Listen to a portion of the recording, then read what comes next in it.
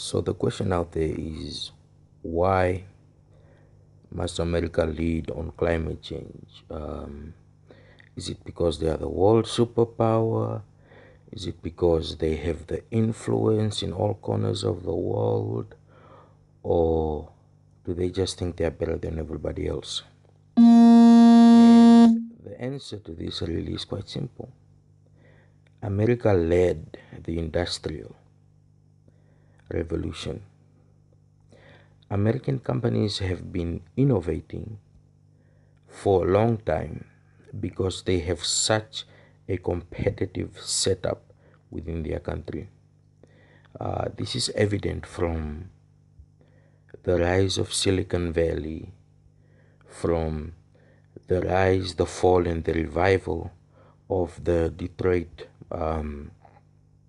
motor companies, right? So there was a question posed like, since China has more solar panels, basically, per square meter or per square feet than America, Britain, and all those others combined, the thing that you should consider is quality. We have to be honest and blunt about this. There is really, if you're going to decide to turn on green and start using green energy resources, and you're using things that don't have the quality and that produce or that actually convert less solar energy into electrical energy, then there really is no point. Then that means you will have more of them because you need more in order for them to have a significant impact and produce all that power. But the innovations that are coming out of America from a lot of the universities, Stanford and Harvard, the Harvard Green Project, it's solar panels that are efficient. And that's the thing about using alternatives, either from burning coal. It's the efficiency that most companies are looking at. If we invest in this, will it cost us less than if we used fossil fuels? And if you go by the Chinese model, then the answer will be no. And no, I'm not being biased, I'm being honest. I've bought Chinese solar panels a lot, and a lot of them are not efficient. And I'm talking about the scorching hot sun that's there for the solar panels to pick up the energy, and they are not that efficient, as well as their batteries. Their batteries have not yet reached the caliber of the batteries that are used in most solar plants in America and Germany, of course. Germany is also one that deserves a big up, as most suburbs have solar panels on their roofs at the moment, and they have taken green seriously. So it's about efficiency as well as pricing for quality. Can you produce quality? Can you produce quality that is within? Let me talk to this one first. I'm busy, Brenda. I'll call her. Yeah. Whatever. Like my sister, she's very efficient at teasing me. So, yeah, anyway, bad joke. So, you look at efficiency, quality, and longevity. Will it last, and how long will it last? What is the shelf life of this particular project?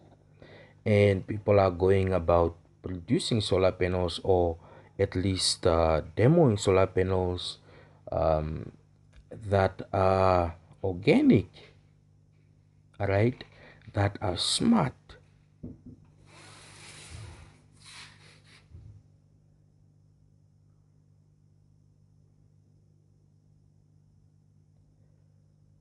I'm recording my conference. Thank you. So they are organic, and of course they are long lasting. That's the sort of product that you would expect people to put on their roofs, and that's the sort of product that will get investors, and that's very important.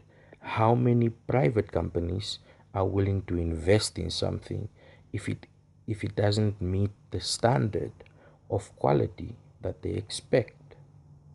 So America leading on the climate change agenda isn't really them leading because they have to. It's leading because of the innovative nature of America to push boundaries, further and further. And no, I'm not crediting them for being the smartest country in the world. We all know what was it, maybe 60% think the sun revolves around the earth, so we know this stuff. No, I'm just speaking about an environment whereby if you're in the environment, then you strive to be better, you strive for greater, and that's the sort of environment that you get with most American innovations, right? Most American innovations end up being copied, and they are being copied for a reason. So if they copy the policy agenda of climate change, then that's a good thing. And that's why America needs to lead on climate change, because on their end, they already have um, set up initiatives, especially in California, where they maybe 2, 3, 4 years back already, they were promoting electrically charged cars. And that kind of robust environment has led to Tesla, right? And Tesla has one of the most efficient batteries for your money when it comes to electric cars, as well as the charge time, right? So it's not just something that they put together for the heck of it. So this is why America should and is leading on climate change, because they have to set an example that the others will follow, and people should follow suit proudly to say, you know what, we're with them, we're going to work with them, collaborate with them for all of our sake, right? So the climate change conference that's underway right at the moment, where I planted a lot of seeds, important seeds, for, the road to Paris. And it's going great at the moment. It really is. In fact, a lot of countries that were not aware of a lot of things have now, started to embrace it. And most importantly, they are looking at the countries that don't have a large GDP or a large exchange currency and investment rate, the developing countries. And they are looking at these countries in terms of how to invest in them or how to facilitate and help them. So this makes it a global one mission. And that is exactly what we want. And I don't think it's an exaggeration to say most houses will start to embrace solar energy even more as the high-end solar panels begin to become available to commercial users, because most of them are not really available to commercial users, and the shipping will cost you. But when it's in bulk, it's cheaper, and it's getting cheaper, right? You know how technology is. The first prototypes are always expensive, but when you get it right, it gets cheaper, and it gains a bigger market. And this is really good for everyone, especially with the fact that using free energy cuts a lot. It cuts a lot out of your budget. You don't have to spend as much money on electricity. Actually, you don't even have to worry about your lights going off, right? So this is beneficial socially, economically, and of course, um, in terms of preserving our current climate and not letting it escalate. Because we've already done the research and we have seen that the footprint of climate change is global.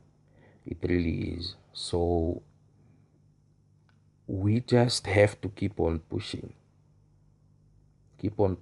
until we get a deal that's fair to everybody. And I'd also like to state that, I haven't forgotten about the 16 days of orange, never will. And it is going to remain something that I'll keep on pushing and pushing and pushing even beyond the 16 days as I was before that, because it's a necessity. I think it's about time we stop asking for reform and start pushing for reform. And for everybody that supports us, I salute you. And, use the platforms. Your opinions are more than welcome. Don't feel awkward. I won't diss you or anything like most people presume. Yeah, so, let's engage. This is ours, it's our planet. We don't have another one. I don't think we're going to Mars anytime soon. So let's make sure that our kids and their kids and the kids after that get to enjoy the kind of nature that we enjoyed when we were younger. And in terms of what I said yesterday about water management, um, I have a really big um, project in mind whereby the so-called semi-desert can become green, uh, where cattle can be properly commercialized, and it will all be using natural resources properly. So yeah, 2016 is going to be a really busy year for all of us, I hope. For all of us that are pursuing our education and that are working also. And, we have so many things, but, this is what I live for. This is what I love. Um, Even if I don't really look for credit or anything like that, but if it reaches someone out there, then it does. And I'm grateful and humbled by that. So yeah, salute.